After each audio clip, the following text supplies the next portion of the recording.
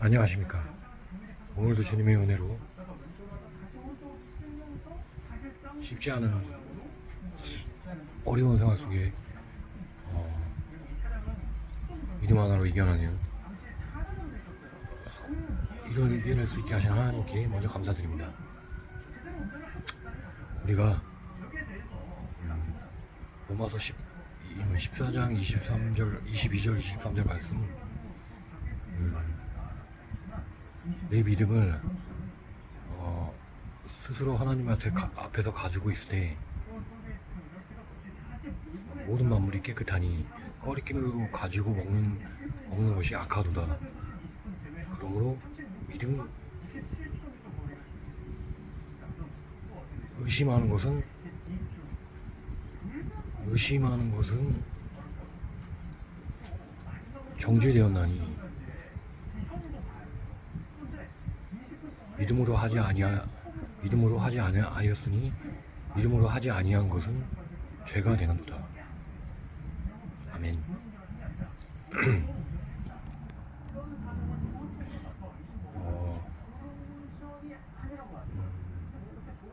내가 믿음 안에서 하나님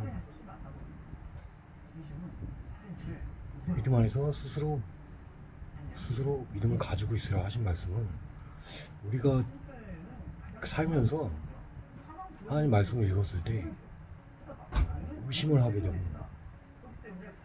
그리고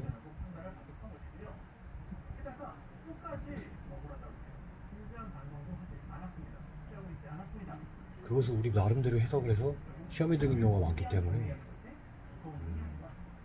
우리 스스로 생각하기에 하나님 앞에서 믿음이 있다, 이런 믿음을 스스로 가지고 있으라는 말씀은, 우리가 그 화분에 씨앗을 뿌리면 씨앗이 바로 이렇게 나와서 우리가 잎이 생기고 싹이 생기고 잎이 생기는데도 시간이 많이 걸립니다. 우리가 믿음의 씨앗이 있으면 그것을 가지고 있어야지, 이 씨앗 맛을 없으면 싹도 못 뜯을 것이고, 싹도 엄청나게 많은 시련이 오는데 그것도 나중에 잎을 맺고 줄기를 거두고 큰 그 잎사귀로 자라나기 위해서는 굉장히 많은 시간이 필요합니다. 적어도 한두 달 정도는 빨라도 필요합니다. 그런 말씀을 믿음을 그런 것들에 비유를 하신 거죠. 스스로 가지고 있으라. 그것을 네가 흔들리지 말고 씨앗이라도 가지고 있으라. 씨앗을 가지고 있고 싹이 났을 땐 너무 힘이 듭니다. 근데 그것이 피워지게 되면, 어느 정도 크게 되면 쉽게 바람에 날아가거나 뽑히거나 하지 않습니다. 그렇기 때문에 가지고 있으란 말, 모든 만물이 깨끗하고 하신 말씀은, 모든 만물은 깨끗합니다. 하나님이 만든 것은 깨끗합니다. 스스로 거리낌을 가지고 있는 사람, 또 의심을 가지고 거리낌을 갖고 먹는 것이 죄가 된다고 하신 말씀은, 깨끗하게 만들어진 모든 것들을 자기 자신이 스스로 정죄를 한단 말. 처음에 그때 정죄한단 말씀이, 중간에 저기 하신 말씀 중에, 내가 주 안에서, 바울이 주 안에서 알고 확신하노니 스스로 속죄된 것은 없으되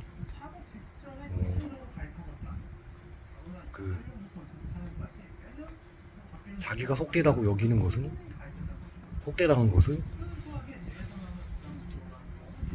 다시 한번 강조한 것입니다. 그러니까 자기가 스스로 속되다, 이 말이 참 받아들이기가 너무 힘이 드는데, 이 자기가 속되다는 것은, 자신이 속되게 여긴다 하는 것은 어떻게 보면 이게 마귀 역사죠. 왜냐하면 내가 그 일을 괜찮다고 여겼는데 속되다고 여기는 것은 계속해서 물이 드는 겁니다. 사회. 그러니까 나쁘다. 그러니까 본질을 벗어나는 거죠. 계속해서. 그래서 그런 것들을 벗어나지 않도록 스스로 속되다고 여기지 말고, 모든 것은 깨끗하니, 그러니까 모든 사물을 볼 때 나쁘게만 보지 말아라, 이런 말씀이십니다. 지키겠어. 우리가 나쁘게 보면 한도 끝도 없죠. 그래서 고로 의심하는 자는 정죄되었나니, 의심하는 것은 정죄되었나니 죄가 된다는 것입니다. 의심하는 자는 정죄되었나니 믿음에 따라서 하지 아니하고 믿음에 따라서 하지 한 것이 아니니 믿음에 따라서 하지 않은 것은 죄가 되는도다. 죄가 된다고 말씀하신 거죠. 굉장히 어려운 말씀 같지만 사물을 있는 그대로 보고 모든 형상을 있는 그대로 보고 나쁜 일이 벌어져도 우리가 이게 마귀 역사라고 인식을 해야지 그 사람을 미워하면 안 됩니다. 본질을 미워하면 안 됩니다. 그래서 우리가 본질을 그 사람에게서 비롯됐다. 모든 것이 거기서 비롯됐다고 생각하지만 다른 곳에서 들어와서 그것을 우리는 원래는 깨끗한데 다른 곳에 들어와서 그것이 악해졌을 때 우리 그것을 봤을 때 본질도 악하다. 이렇게 여기는 그것도 죄가 된다는 말씀을 하시는 거죠. 굉장히 어려운 말씀 같지만 깨닫게 되면 굉장히 강해지고 깨닫게 되면 그만큼 믿음이 강해질 수 있는 것입니다. 우리가 돈 때문에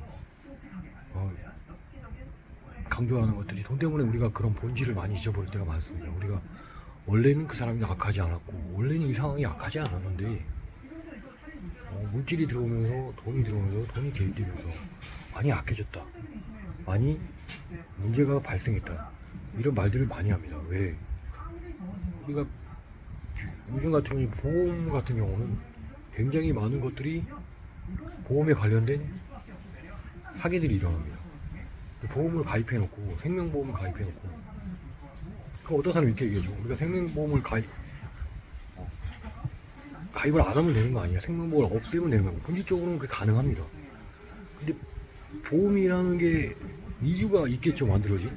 그리고 보험사에서 보험을 만들었을 때 그들이 돈을 벌기 위해서 만드는 것이겠죠. 그러기 위해서 마귀가 이런 이득에 의해서 그 안에 들어가지 않는 게 아닙니다. 보험을 만든 것도 그 보험을 타기 위해 사람들이 살인을 저지르는 것도 다 우리는 보게 됩니다. 수없이 많은 보험 사기들을 보게 됩니다. 보험 살인들을 보게 됩니다. 사망보험을 들어놓고 아내를 죽이거나 남편을 죽이는 경우를 너무나 많이 보게 됩니다. 쉽게 얘기해서 캄보디아 부인 남편이 7년 동안 법정에 서서 증언을 했는데 재판을 받았는데 결국 무죄가 나왔습니다. 누가 봐도 아내의 보험금이 꽤 컸고 100억 가까이 된다는 보험금인데 어떻게 들었는지 캄보디아인 여자를 중복으로 처음 국적 가기 전에 이중 국적으로 자기가 결혼해서 한국 국적을 얻어서도 한 번 들고 가기 전에도 한 번 들었습니다. 이런 정황상으로 봤을 때는 살인이 맞습니다. 누가 봐도 살인이겠죠. 근데 우리가 법정에서 무죄 추적용치라고 증거가 있지 않는 한 살인으로 간주하지 않습니다. 확실한 증거가 있어요. 그래서 이런 것들을 자세히 또 들여다보면 그 확실한 증거를 사람이 밝히기는 상당히 쉽지가 않습니다. 정황상의 문제로는 밝히기 쉬워도 이 확실한 증거라는 건 이 밝혀지는 것 자체도 쉽지가 않습니다. 물론 하나님은 알고 계시겠죠. 처음부터 끝까지 그 사람의 마음까지 다 들여다 보시기 때문에 알고 계시지만 우리가 사람의 눈으로 봤을 때 그걸 파악하기 쉽지가 않습니다.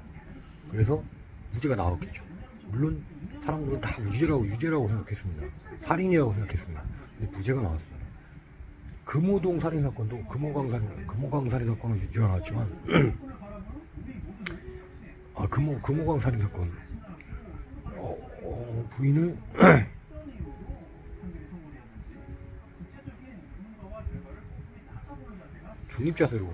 중립으로 차 기아를 해놓고 잠깐 나갔다 온 사이에 차가 중립이니까 미끄러져서 내려가서 아내가 옆에 타고 있던 아내가 차와 함께 물에 빠져 죽었다. 캄보디아도 나락관 살인 사건 남편이 트럭을 박았는데 조수석만 세게 박았다. 여러가지 증거들이 다 남편들을 가리키고 있지만 확실한 증거가 없기 때문에 결국에는 다 무죄로 판결을 받은 사건들입니다. 보험 사기라는 건 그 죽은 사람조차도 모를 수도 있습니다. 자기가 왜 죽었는지, 남편이 죽은 게 맞는지. 우리가 이제 귀신이 많이 됐다 그러면 계속해서 판결을 판단해서 자기도 돌지 않겠습니까? 근데 뭐 과거로 돌아갈 능력까지 있다면 살펴보겠죠. 그렇게 되면 진실은 밝혀지겠죠. 진실이 밝혀진 날까지 계속해서 추적을 하지만 1심, 2심, 3심에서 끝나고 재심을 받아서 받는다면 가능하겠지만 이미 사망자는 있었고 그 유족들이 재심을 하지 않는 이상 무죄 판결을 끝난 것입니다. 대법원에서. 그럼 이 사람 무죄가 되는데 하나님께서는 어떻게 하실 것인가? 하나님께서 성경에서 강조하시면 너희들이 판단하고 너희들이 정죄하지 말으라고 하신 말씀이 있습니다. 로마서에도 결국 내가 심판을 할 것이니 너희들은 미워하지 말고 하지 말아라. 미워하지 말아라. 그들을 정죄하지 말아라. 너희들은 정죄할 자격이 없다. 그럼 많은 사람들이 여기서 많이 시험에 들죠. 아니 왜 도대체 진실을 밝혀야 되는데 진실을 밝히지 못한 상태에서 그 사람이 죽었을 때 그 사람은 억울하지 않겠냐? 그렇습니다. 많이 억울합니다. 그 사람의 억울함을 밝혀주기 위해서 우리도 정의가 있기 때문에 오히려 그 사람의 억울함을 밝혀주기를 원해서 끝까지 놓지 않고 수사를 하고 그 사람의 억울함을 밝히기 위해서 그게 가치 있는 일이기 때문에 합니다. 근데 다 밝힐 수가 있는 것도 있겠지만 밝힐 수 없는 부분도 많이 있죠. 밝힐 수 없기 때문에 무죄 판결을 받은 이런 캄보디아 사건이나 캄보디아 안의 사건이나 금호강 사건 같은 경우는 밝힐 수가 없었기 때문에 결국 무죄로 갔습니다. 근데 인간의 그 촉으로는 이게 살인이죠. 살인인데 너무나 어이없게도 무죄로 가서 그 남편들은 보험사를 상대로 다시 그 보험금을 청구해서 받는 경우가 있어요. 이 돈이라는 건 사람 목숨은 그냥 앗아갈 수 있습니다. 액수가 크면 클수록 위험합니다. 그거는 뭐 한 30살, 20살만 넘어도 돈에 대해서 그런 가치, 뭐 위험성에 대해서는 너무나 많은 분들이 알고 계실 거잖아요. 왜 그럴까요? 이 돈으로 너무 많은 것을 잃습니다. 우리가 너무 많은 것을 잃습니다. 우리의 그 죄는 돈에서 나온다고 할 정도로 돈으로 너무 많은 것을 잃습니다. 우리가 하나님께서 그 부분에 대해서 짚어주실 때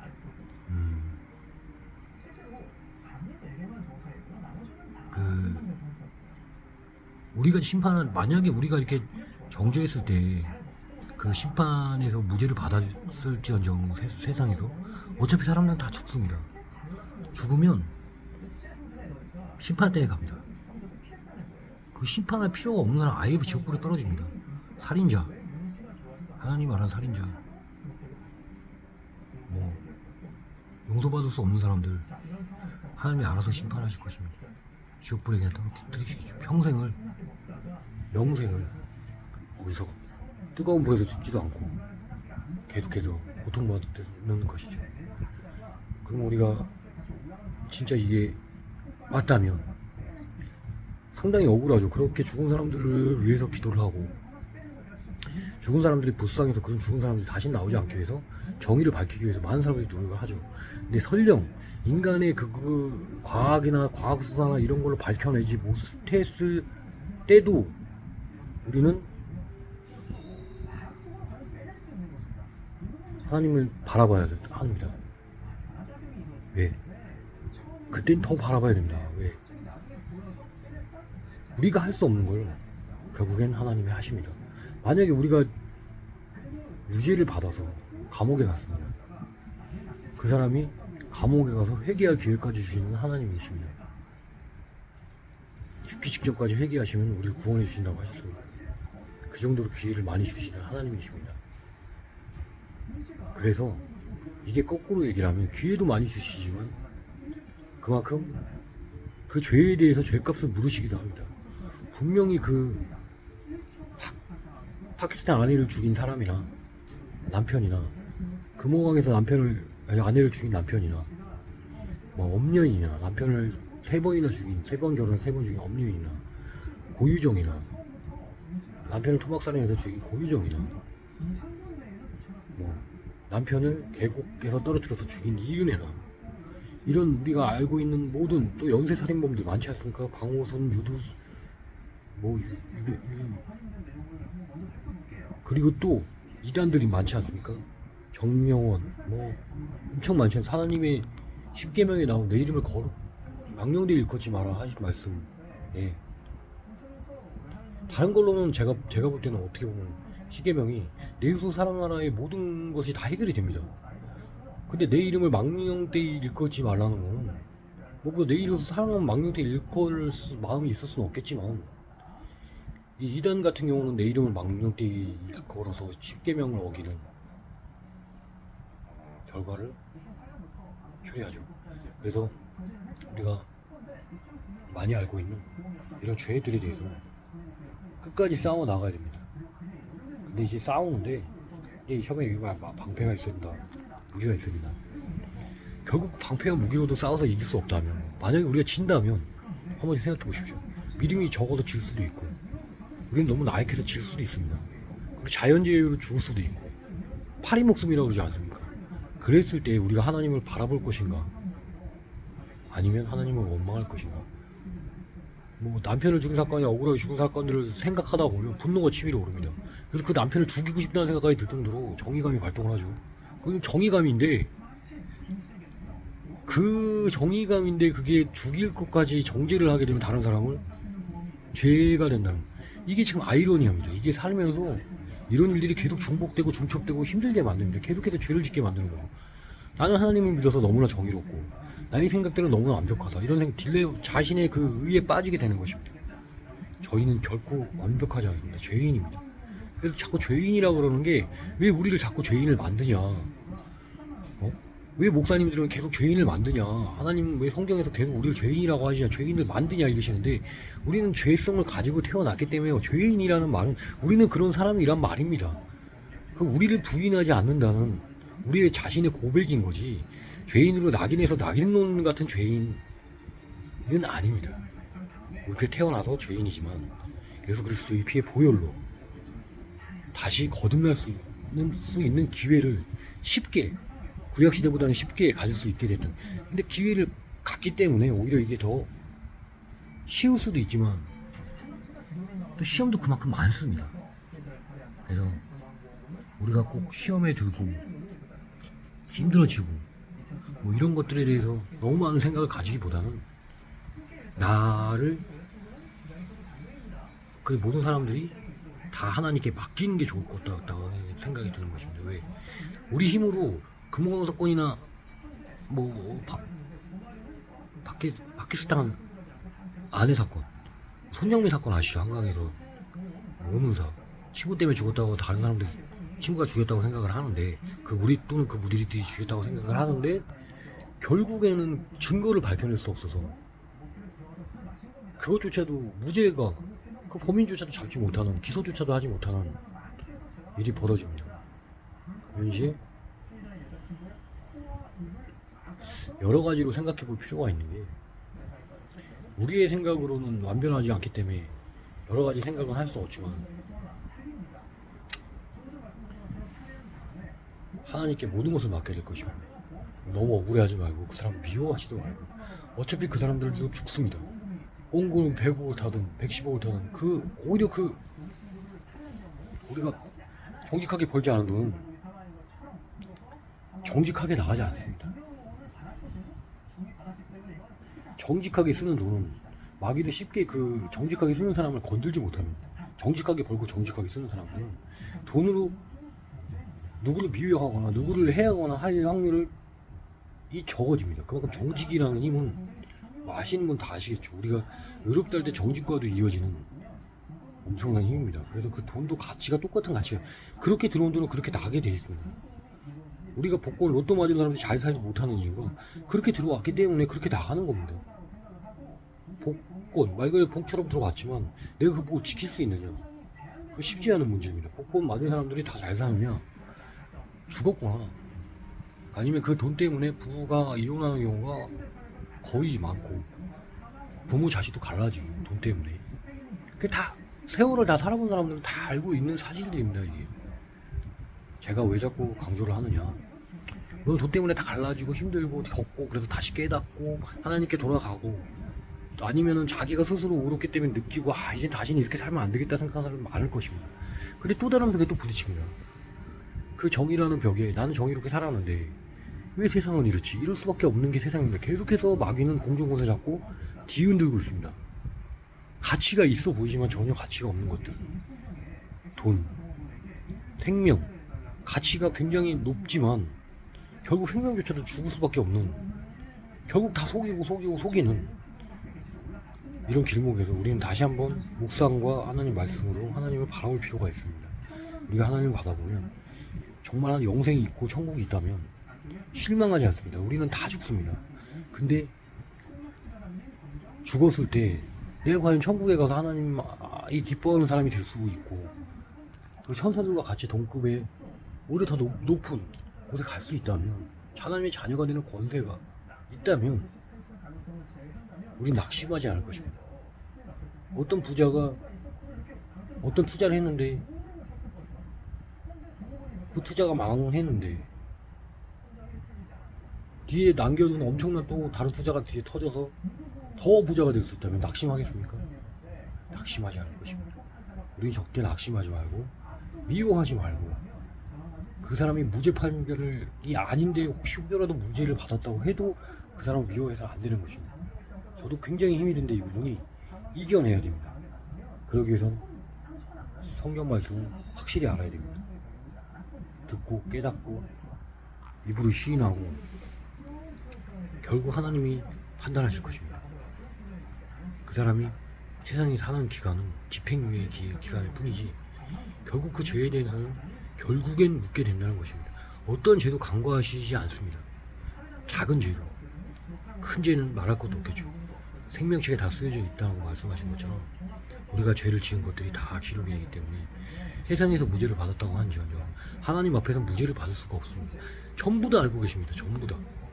우리가 그때 맨날 몇 시 몇 초에 뭘 했는지를 알고 계시는데 그거는 과학수사로도 밝힐 수 없는 부분까지도 다 밝히게 되는 것입니다. CCTV로도 나오지 않는 사학지대까지도 알고 계십니다. 하나님은. 그때 우리는 실망할 필요가 없는 것입니다. 언젠가는 하나님은 정의는 다 이루십니다. 다 이루십니다. 하나도 빼지 않고 나는 알파와 오메가라고 하셨던 것처럼 처음과 끝이라고 하셨던, 처음을 시작했듯이 끝을 맺으면 짓는다는 것입니다. 얼마나 대단하신 분인지 우리는 확실히 알고 이런 문제에 대해서 너무 낙심하지도 말고 희망을 가지고 소망을 가지고 끝까지 나아가야 됩니다. 예수 그리스도의 피의 정신으로, 예수 그리스도의 십자가 지는 심정으로 우리는 끝까지 나아가야 될 것입니다. 제 이야기가 너무 진지하게 들릴 수도 있겠지만 어떻게 보면 아주 간단한 얘기입니다. 아주 간단. 동전의 앞뒷면이 너무 간단합니다. 이거를 어렵게 설명할 필요도 없고 우리가 알고 있는 부분이기 때문에 살짝만 깨우쳐준다면 아주 쉽게 이해가 가는 것입니다. 사람은 정의를 추구하는 기본적인 속성이 있습니다. 이것을 잘 알면, 왜 정의를 자꾸 추구하다 보면 정의로도 해결이 안 되는 부분들이 많기 때문에 확실히 그 부분은 하나님께 맡겨야 되는 것입니다. 그러면 억울할 것도 없고, 어차피 모든 것은 세상에서 유죄 무죄 판결이 났더라도 다시 하나님 심판대 앞에 서야 됩니다. 그때 우리가 과연 하나님 앞에서 무슨 말을 할 수 있을 것입니다. 저는 그때는 핑계가 통하지 않습니다. 과학 수사보다 CCTV보다 더 정확한 하나님의 그 생명책에 다 기록되어 있기 때문에 아무것도 변명이 될 수가 없는 것입니다. 차라리 인정을 하고 용서를 구하십시오. 그게 더 빠를 겁니다. 그래서 용서를 받고 안 받고는 하나님이 알아서 하시겠죠. 하지만 우리가 정말 반성하고 정말 다시는 그런 죄를 짓지 않는다고 저희 마음속으로 다짐하고 하나님께 죄를 용서해달라고 구한다면 그분은 어떤 죄라도 용서해 주실 것입니다. 그렇지만 처음에도 얘기했듯이 우리가 누굴 믿는다고 하는데 믿기가 쉽지가 않듯이 죄도 마찬가지입니다. 죄도 우리가 용서를 구하지만 진심으로 용서를 구하지 않습니다. 우리는. 예수님의 뒤에 못 박혀 돌아가실 때 뒤에 있던 죄인이 낙원에 간 이유는 진심이었기 때문에, 그 순간만큼은 너무 진심이었기, 죽기 바로 직전이었고 진심이었기 때문에 낙원으로 간 것입니다. 우리가 한 번이라도 진심인 적이 있었던가, 우리 삶에. 하나님 앞에서. 아니면 또는 내 자신에 진심이었던 적이 있었던가 한번 생각해볼 필요가 있는 것입니다. 우리가 너무나 많은 플랫폼과 너무나 많은 무수히 쏟아지는 자기들의 자랑과 그런 것들을 과연 색안경을 끼고 나쁜 거다 좋은 거다 판단하면서 우리의 육신에 좋은 것만 찾아서 갈 것인가? 아니면 우리는 죄인인데 우리의 죄를 우리 살아있는 동안에 다 회개를 하고 정말 우리가 다른 하나님의 예수님이 걸으셨던 골고다 십자가를 같이 질 것인가, 이 문제는. 그래서 이웃들을 내 이웃을 사랑하라고 하셔서 율법을 완성하라고 하셨던, 율법이 어려워서 완성을 하고 율법이 뭐 대단해서 완성을 하고 아주 간단한 걸 가르쳐 주시는 거, 내 이웃을 사랑하면 다 해결이 된다, 이렇게 할 것인지는 자신의 선택의 문제입니다. 근데 우리가 굉장히 이게 기쁜 복음입니다. 이 복음은 정말 정말 복음입니다. 이거 어떤 걸로도 해결할 수 없습니다. 이거는 어떤 우리의 그 법과 원칙과 이런 사람의 능력으로 해결할 수 없는 부분들입니다. 이건 정말 해결할 수 없습니다. 그렇지만 예수 그리스도 하나님은 해결하십니다. 이 부분을. 근데 우리는 정말로 해결할 수 있는 그분 앞에 정말 무릎을 꿇고 우리 입술로 다 자백해야 됩니다. 우리 죄를 다 자백하고 다시는 짓지 않도록 해달라고 해야 되는 것입니다. 저도 이 말할 자격이 없죠. 제가 유튜브 방송할 자격 없는 사람입니다. 뭐 몇 명이 보고 이런 거 뭐 불만을 가지고 아예 입조차 열 수 없는 사람인데, 저 같은 사람들이 계속해서 입을 열어야 낮은 사람들이, 낮은 자의 하나님이라고 낮은 사람들이 계속해서 또 깨어나서 입을 열어야 참 예수님이 전해질 거 아닙니까? 이거 다 하나입니다. 복음이 전해지기 위해서 전해줘야 더 많은 사람들이 진리를 깨닫고 자유로워지고 그 안에서 예수님을 만나고 하나님을 만나게 되고 죄를 회개하고 내 이웃을 사랑하게 되는 것입니다. 이건 종교가 아닙니다. 종교를 뛰어넘는 것입니다.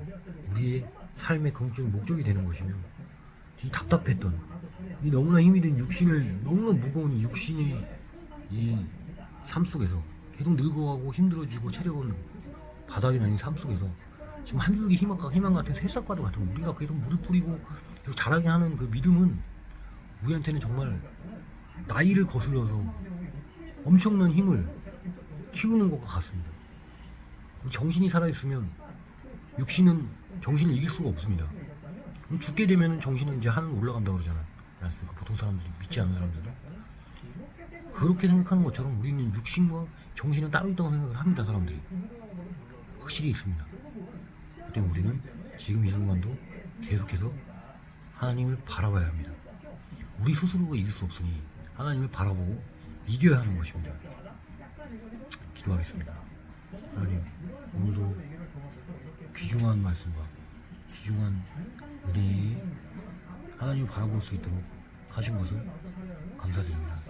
우리가 예수님과 같이 십자가에 지시는 짐은 우리가 해결할 수 없는 모든 것들을 하나님께서는 해결하시니, 우리가 앞으로도 무죄가 나오든 무죄가 나오든 우리가 어떤 의에 이르지 못한 일이 있더라도 그 사람을 미워하는 것이 아니라 죄를 미워하고 그 모든 죄가 하나님 앞에서는 심판을 받는다는, 합당한 심판을 받는다는 것을 알고 미워할 필요도 없으며 오히려 그 사람들을 불쌍히 하고, 예수님이 그렇게 하셨듯이 오히려 그 사람들이 몰라서 그렇다고 용서해달라고 하셨듯이 우리도 용서를 구해야 하는 것이지만, 그 사람들을 위해서 기도할 수 있는, 내 이웃을 진정으로 사랑할 수 있는 사람들이 될 수 있도록 도와주시옵소서. 감사를 드리며 예수님의 이름으로 기도드렸습니다. 아멘.